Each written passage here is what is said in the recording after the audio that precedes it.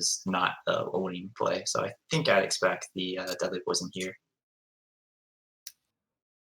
My power just went out for a split second. You're still here though. That's pretty good. Yeah, well, it was just a flicker, I guess, but I got kicked off of everything.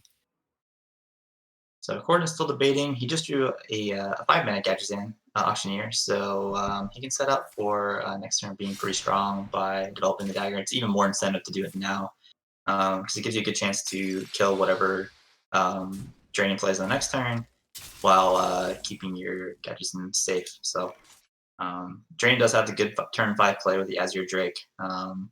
Almost definitely playing that. There's really nothing else to do here, and it's just a really good turn 5 play.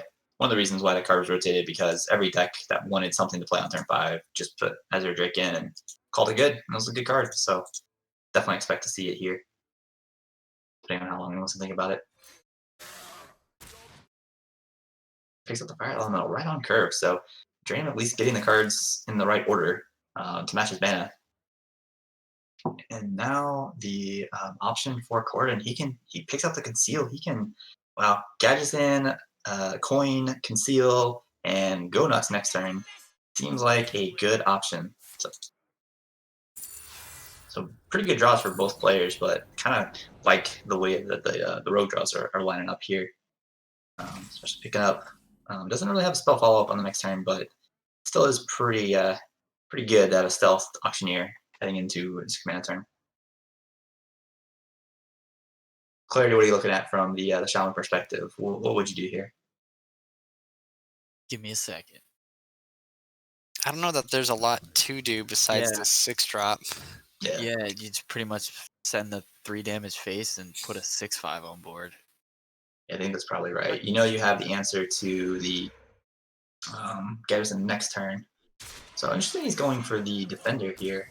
I guess he just doesn't want to take the face damage. Maybe he's worried about the damage starting to rack up a little bit. So interesting call by Dre in there just to prevent this Gadgetzan from attacking. I guess it'll trade into the totem, but Blade Flurry is a big pickup as well. Yes, Blade Flurry is huge here.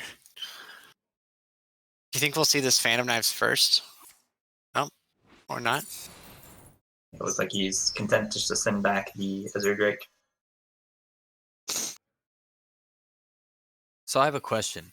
You were talking about Azure Drake and the Auctioneer being good cards, 5-mana 4/4s. And I just think about Kazakus, where you can get a 5-mana 5/5 with Divine Shield and Rush, or like a 5/5 with Rush that copies itself nowadays, and like that's insane. I think so a couple of things. One, just the nature of Gadgetzan Auctioneer in Classic was one, it cost 1 less. 2, that Rogue had some tools to keep it alive between shadow stuff we just saw. Conceal was a major card back then, just to keep it on the board. Not a lot of classes could deal with that. Azure Drake was just a versatile card that most classes could take advantage of, just having draw, having spell power, being a dragon. And then with Kazakus these days, the power level, it does come with a cost. Like you do have to build your deck around it. You can't have other 4-drops, so there is at least some penalty for including it. But you're not wrong to identify that as Kazakus being a crazy power level now, and the relative power level for Auctioneer and Azure Drake at the time was maybe not quite as stark as Kazakus is now, but still a staple in a lot of decks. And he picks up another Conceal, so he can basically just do what he wants now. This is pretty crazy. How would you feel about making a huge Edwin and giving Conceal? Is that just wild? I would like that a lot because you know that your opponent has the ways to deal with Edwin. So you basically, like if you play Edwin without the Conceal, then you're almost certainly having it, like allowing it to be dealt with. So I think he kind of set this turn up initially with the thought process of concealing his Auctioneer again, but he may be coming to the same realization that you did as far as saving that Conceal for Edwin as being a game-winning play. So we'll see what he ends up doing here. He kind of put himself in an awkward spot with Eviscerate going into a 4/5. I almost feel like you have to eviscerate it again just because you can't leave this, like it just kills your Auctioneer like this. Yeah, I think he's going to Shadow Step it again. He's going to eviscerate it again and then Shadow Step. So yeah, it's just kind of I think just turned into an awkward turn for Corden. I think he had an idea at the beginning of his turn to play Auctioneer again, and then realized that it just didn't really set up as well as he would have thought initially. So Yeah, there's still backstabs and preps in there in this rogue deck. So this Auctioneer has a lot of value if you keep it alive, I think. I do like the fact that he was able to preserve the conceal. To your point about having the concealed Edwin. So that could work out well. He just needs to find some of those cheap spells. He sells both preps. He sells another backstab. So another deadly poison. So yeah, he does definitely have the ability to get through the rest of his deck pretty quickly. If he's able to find those cards in the right order.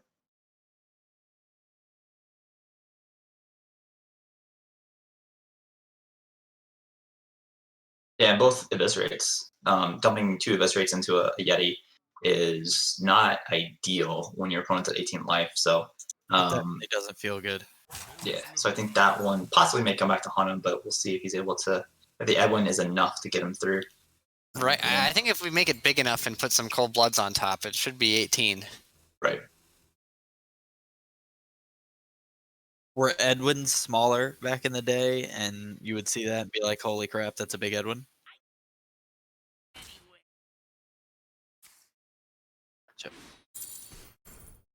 This preparation discounted everything by 3, so it's pretty nuts. He picked up another prep, so he should probably be able to get through the rest of his deck here. I think he wants to set up that.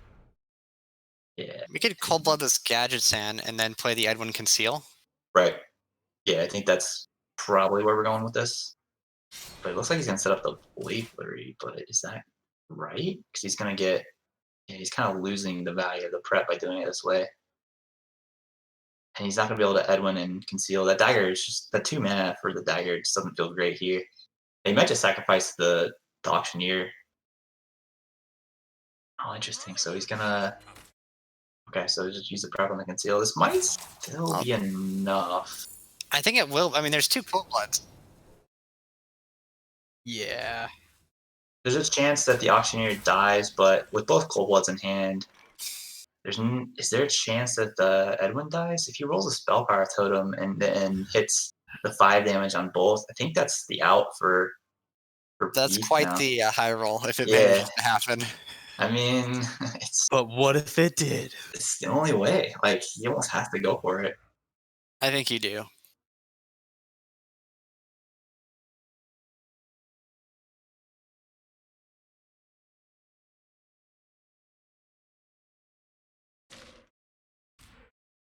Oh, not a spell damage.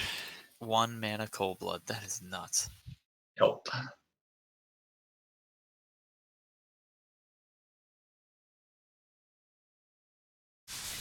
It wouldn't be enough. Dice the knife. Yeah.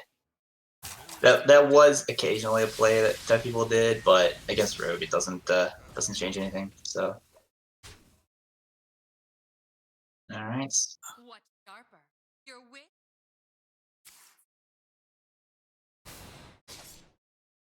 Yo, Gordon takes a. I mean, it was relatively competitive, but the game just kind of went his way. So, takes a 3-0 victory and makes it to the final 4 of Classic, where he will go up against Markshire. So, congrats to Gordon. Yeah. Oh.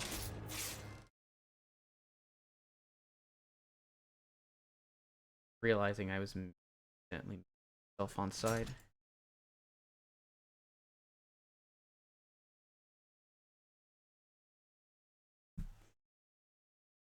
That was definitely fun to watch. I had no idea what was going on, but it was fun to watch. Well, good. Glad you enjoyed it. Glad you were inspired to spend some dust on Classic and give that a whirl since you came into the game late. Should be a fun time for you. Yeah, making Warlock, Rogue, and Shaman. Man, I'm going for it. man, we're about to have a Good cast. Druid too. We're about to have a bunch of casters up in here. What's up, Corridon? Yeah. Congratulations. It's just a party. Corey, done, sir. these guys ask your questions. I want your decks. All right. They're on the Battlefy. All right. Yeah. It's tough to copy them. I'll DM you with them, man. All right. Sounds good. Sweet. Yeah. Yeah, it's Wow. funny. I'm nervous. So Gordon, I have to say, 1, you played very well, but 2, I am the captain for our team, and I didn't realize this at the time as I was putting the rosters together. But you told me after the fact that you actually didn't play Classic, and Yeah. that you were our Classic representative. and Yeah. made it to the final four. So well done, sir. I was kind of you were kind of just like, hey, Jordan, you're playing classic. I was like, yep, I am. Okay. Wow, and you made it pretty deep. Yeah, man. I mean, I think I enjoy classic more because I don't enjoy, like, I guess everyone talks about the RNG and the discover mechanics and stuff. When I know 100% what can kill me, I know how to play to my outs a lot better than somebody randomly generating a spell, the fireball or pyroblast me in the face or nonsense like that. So I enjoy classic because I know the outs, I know the deck, and I know what I can die to and what I can't. So I think I have a pretty strong chance. Yeah, you definitely showed it on stream tonight. It was a good play by you. Some good recognition along the way of kind of what the opponent could do and how to deal with it. Like we saw a couple plays that we were wondering, could you have set up lethal, for example, in the Warlock game? But the way you played it was definitely the safe play to make sure that there's no chance you could die while still giving yourself a good chance to win. So I think it was pretty good recognition by you. Is there any thought process there as far as trying to identify lethals, or were you mostly just concerned with what your opponent could do and making sure that it wasn't going to work out for them? Yeah, so Shaman was a scary one because I know it can miss really, like it can miss, but it can also just smash you in the face like Shaman can right now on ladder. And I haven't played against many Shamans on the classic ladder or against people, so I was kind of nervous going into it, and it was almost one of my bans. So I was definitely more respectful on the Shaman matchups than I probably needed to be. Especially in the Rogue one, I think I could have done a little bit more when I saw, like, I sapped in a Zerdrake, which I feel is, like, my mind was blown, but I was so scared that some way he was gonna, lightning blast me for 8 damage, like 2 lightning bolts, and then just go crazy off. So I was definitely giving the Shaman a lot more leeway than I think it deserved, but I was scared. And I mean, Geranium's a really good player, so there's a reason that he made it to top 8 and is doing well. So I think the Warlock was my best deck for sure for me. I'm currently 8-2 with it right now on ladder, so I thoroughly enjoy that. So I wasn't worried about coming out. And Hunter is just kind of like face. Yeah. Yeah. You can't really be too defensive in that matchup. You also hit the really the best matchup for Face Hunter, because the Hunter mirror, if it's mid range, the mid range just loses most times to Face unless it gets a taunt, unless it pulls that early taunt. I hit the same matchup last round, and I almost got swept because they actually had the Houndmaster. But I know he ran the Snapjaw, the 2/7. But in my mind, I was saying if he has a chance to Snapjaw and plays the Houndmaster in one turn, I'm probably too far behind as it is, and I'm not going to win it. So like I went over a Hunter's Mark there because I just wanted as much damage as I possibly could muster up against him. Definitely makes sense. Were you expecting the Druid ban? I know you banned Druid yourself and talked about how you gave a little thought to banning Shaman instead, but were you expecting that in return? I was expecting it just because it was either that or Rogue I was expecting. I think my line of Druid it's more the Force Roar than playing any of these, I'm not playing the Ragnaros, I'm not playing Sylvanas, I'm not really playing many tech cards in it. I'm kind of just playing big minions that are very difficult to kill, and then Savage Roar with Force of Nature with Roar can just kill you. So Yep. I think it's one of those decks where you can just die from 23 sometimes if you have the correct hand. I've dealt on 9 mana with an Innervate like some odd 18 or 20 a turn. So Yeah. it's definitely a deck that needs to be respected. I think Druid in general in Classic is probably the best right now. There's so many different ways to play it, especially with Druid of the Claw is just insane. That can be both aggressive and a defensive tool. It's essentially 4 cards for 2. So I think Druid of the Claw is probably one of the best cards in that matchup. But yeah, no, it was intense. I was very nervous the whole time. Yeah, you won 3-0, so you definitely played well. So I don't mean to pick on you a little bit. Yeah, but I agree. Yeah. I do want to explain one play because I was watching this. I have a bad habit of listening to stream as they play, so I get really anxious and I hear you guys talking about the matches as it goes. So I want to explain why I didn't Wolf Rider and why I chose to charge Elemental, because I know Heat Shock, I think you might have been asking why that happened. I actually think I ended up pushing more damage by trading in 6 and pushing 7 with the Leper's battle cry or death rattle was the way I was looking at it. And I just wanted to push as much damage as I possibly could. So I actually pushed 9 that turn. Rather, if I had played the Wolf Rider, I would have only pushed, I believe, 8. So that's really my brain. That's the way my brain went. I think the question was, is this Leper Gnome not going to die in the immediate future, right? Yeah. Because if you trigger it now by doing that. I did have the intensity. I almost ran. I did see the nice 4-2 into a 4-man. And I was like, but then I did catch myself and I played it the other way. But yeah, that's the way I did that one. But I think the Hunter had a good matchup into all of these, to be honest, especially if I take the Druid out. I think Rogue can just die to an aggressive deck and not get its massive turns off, especially because Rogue doesn't typically tech much. And so I think I had that's why I let out with the Hunter anyway. The one I was going to ask about was the dumping 2 Eviscerates into the Yeti. What was the top after there? It looks like you kind of changed your mind halfway through that turn. I was sitting there and I didn't know if I wanted to value the card draw off of the gadget, and I had a whole lot going through my head. I had a Shadow Step in hand, and I had to use a Shadow Step. So, I mean, Shadow Step Leroy is 12 damage right there, so that can close a game no matter what. But I did know that his list ran a taunt, so I was really nervous about using the double Evis, but at the same time, it was just that same in my brain. Shaman with Flame Tongue Totem can extremely punish you, especially I think that was a little bit later in the game where he definitely could have probably Flame Tongue and then Doom Hammered and pushed an absurd amount of damage that would have put me in a position where I couldn't have made the choices I made.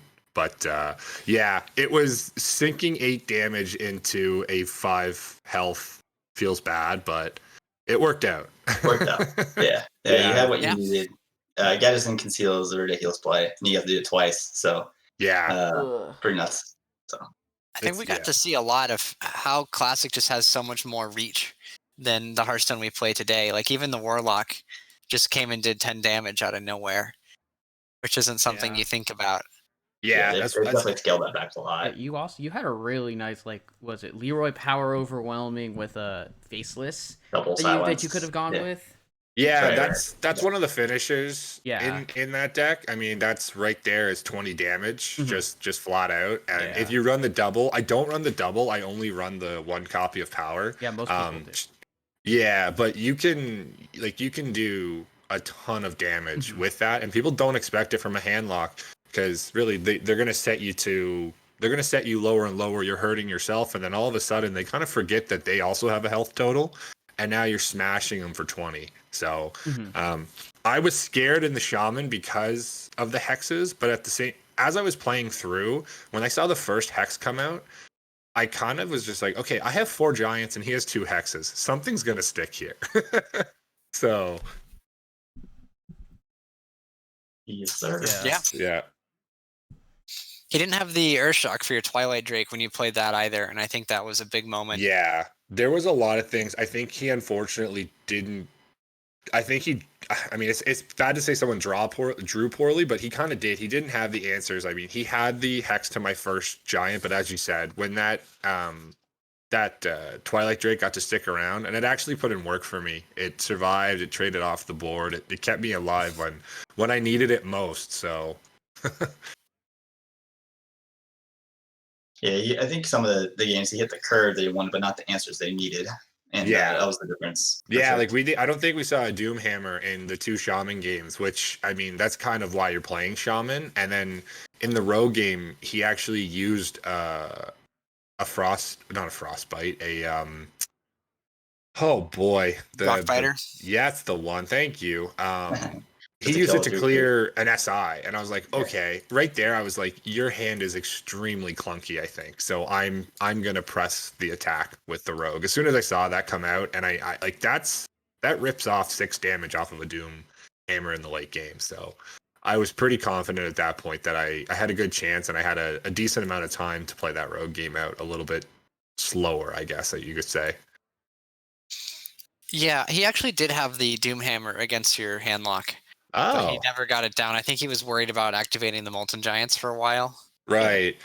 Yeah, I Yeah. mean, Molten Giants they're tough, but at the same time, and he had the one hex, so the biggest thing I was worried about with Earth Shocks, and I honestly thought he might have held it with the Twilight Drake, was to push through taunts at the late game. So that's why I made a board of like I had a really awkward turn where I like facelessed his fire Ellie and then Yeah. I taunted my board. And I was just thinking I want to make as many taunts as I can so he can't get through it Mhm. because I'm just gonna and then if he has to like double lightning storm, which we saw, he's gonna be overloaded and he's in a very awkward position again. So Yeah, I was disappointed there was a lethal setup on turn 9 if you push the 5, and you have the 20, the Leroy Faceless, uh, and the Power Overwhelming Yeah. on 10. yeah, You, I you was just you went for a safer line.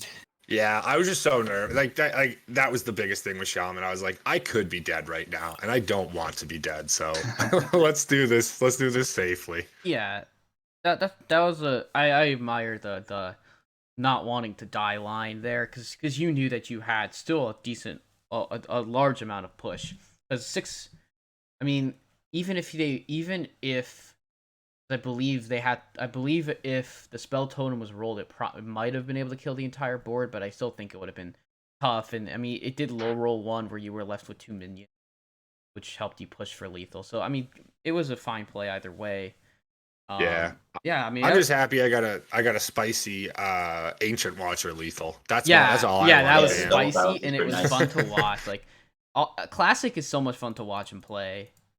Yeah. So, I mean, Ancient Watcher's funny in that deck because you can taunt it Yeah. and just make it annoying versus aggro. You can Shadow Flame it and just clear the board for like insanely amount. And yeah, at the same time, then you can just silence it if you really want to and push 4 face. I mean, with that deck against aggro, I've played Ancient Watcher on 2, or I've coined Ancient Watcher, and then I've owled it, and I've just started smashing him in the face. hmm So it's definitely a decent deck. I think people are locked in on Zoo because that's, fast decks, easy climbs. But I think Handlock has a really good shot, and I've been enjoying it thoroughly. And we're like one of the few classes that had 2 actual good decks to pick from. yeah, Most classes are pretty locked in. One or the other. Yeah. No, you're definitely correct there. All right. Well, good All right. games. Yeah. We No. saw. I think we saw 2 good series. Agreed. 2 sweeps, but like specialist kind of goes that way anyway, just because it's best of 3. But I think the matches were well played. Decks were interesting, and appreciate y'all. Hey, shot you joining the cast and Clarity, all the great insight you brought. Thanks for hopping to opping. Yeah, yep, no Sorry. problem. And Yeah, myself for tongue tying all the words. So, congrats everyone. Good job. Yeah, it's fun to be here. I'm Yeah, right. trying to cast more, so it's good to get some practice in. I sir. definitely enjoyed it. Yeah. All right, so that's gonna do it for this edition of Wicked Wednesday. So tomorrow we're gonna have I believe we're gonna have Thursday Throwdown. I believe it's a full slate already, as people were looking to play there and they were unfortunately denied. Which Tomorrow we have happened. some reveal streams going. Oh no, sorry. Tomorrow Yeah, is team reveals. reveal, yep. No, sorry. Tomorrow is the Legacy and Hero team reveals.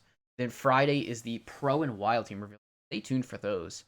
I will be on the I will be doing the Legacy Hero reveal tomorrow, along with always just in time. Saku will be the op and Kel. It'll be the 4 of us going through Legacy and Hero. Gonna be a blast. So yeah, thank you again, Isocles, Clarity, Heat Shock for casting. A lot of fun doing this.